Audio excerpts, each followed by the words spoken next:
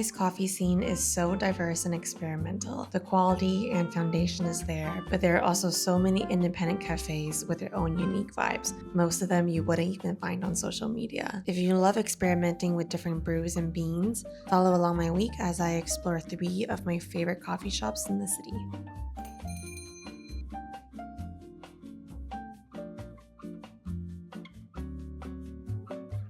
Soledad is one of my favorites in the city. Immediately as you walk in, the first thing you see is a tree planted in the back of the shop. It's a direct embodiment of the Chinese name of the cafe, which is 诗社, which literally means a home where you transplant seedlings from another place. At the same time, Soledad is Spanish for loneliness. So I see this place as a refuge where you settle after traveling, carrying back your lessons, adventures, and memories. The name might seem very random, but when you find out that the owner is a nomad and has written books and poems about his travels, it all just kind of makes sense. In Soledad, you don't order via QR codes like the rest of the country. The owner gives you a beautiful menu and then comes to take your order at the table. It really makes you feel invited and a space to properly unload. I think anyone who loves solo traveling understands this feeling. I've been here many times and usually order iced lattes, but today I tried the recommended Little Jasmine pour-over coffee. It's a Panama and Ethiopian blend. The coffee was bright with floral notes, but also had depth, so maybe between a light and medium roast. It was so delicate, it almost kind of had a tea-like quality.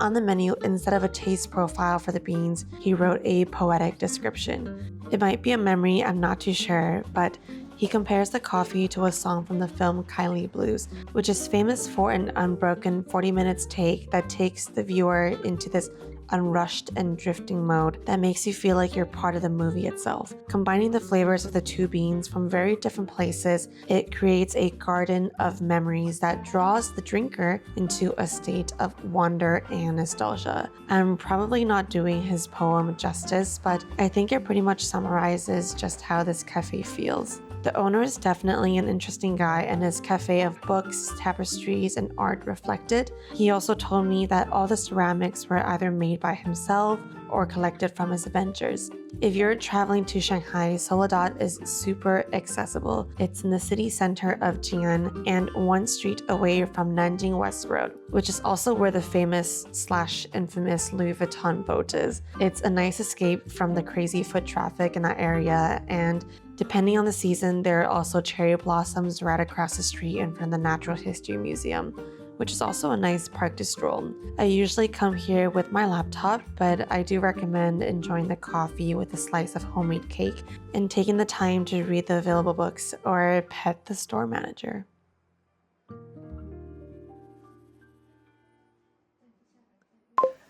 Alright, so I just got home and it's about 3 and sunset's around 6.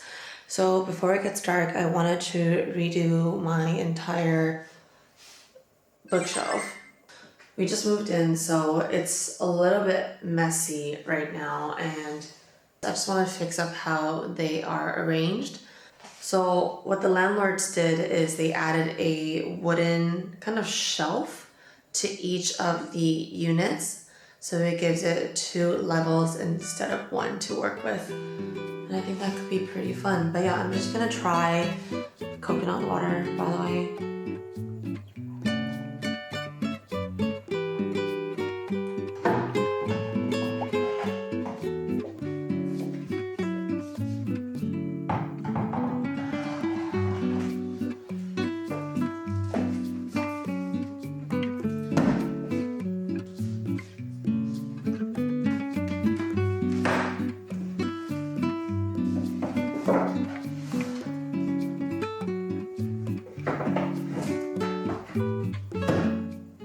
I want to show you guys what we have on the bookshelves. My boyfriend got me a subscription to National Geographic. Obviously everything is digital these days, so it just feels so nice to get something physical in the mail, which never happens, especially living in China.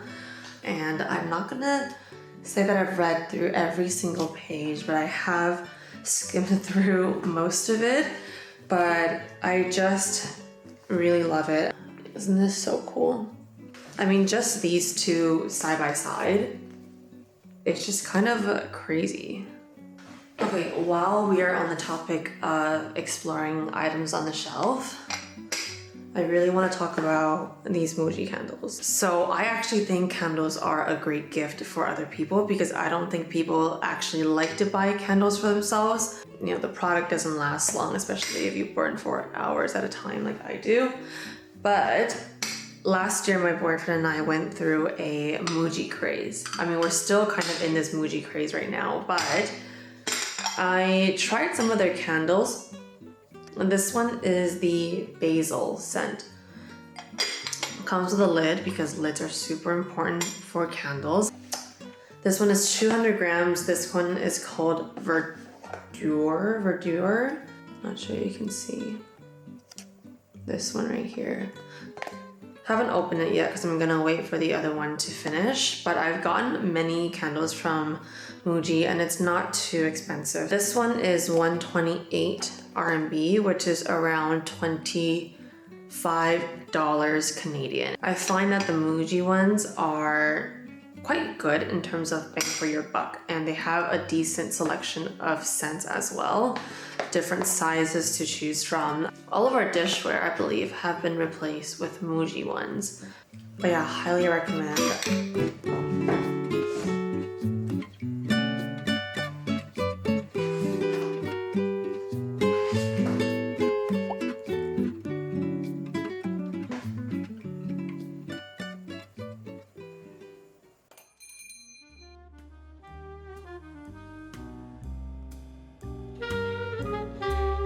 Okay, disclaimer, this is a cafe you would see on social media, but for all the right reasons. Captain George is actually quite famous because the owner, George himself, won the Brewers Cup championship last year. The atmosphere felt really refined, but also has a technical/mechanical feel that contributes to their vintage lab theme. They had a museum-like coffee display, which is actually a revamped 1910s medicine cabinet, where you could smell the different beans using vintage-style perfume pumps. Their Instagram is easygoing, yet meticulous, and you can definitely feel it through the upbeat piano and jazz music they play, but also at the same time the very experimental types of brewing they were conducting right in front of me. Turns out the cafe only serves acidic coffee, which makes sense because according to their Instagram, they're pretty big on their fruits, so it's something to keep in mind if you prefer darker roasted beans. The server recommended the Ethiopia Koba geisha beans, which are supposed to be the least light of their selection, so my latte was actually bright and fruity, but not too thin, though I think next time I would try this bean as a pour over coffee instead of with milk. Maybe I'll do a part 2 review next time. There's usually a line, so I would recommend coming on a weekday like I did. It wasn't too busy and there were people with laptops and books, so despite its popularity, you can still enjoy the time there during slower hours.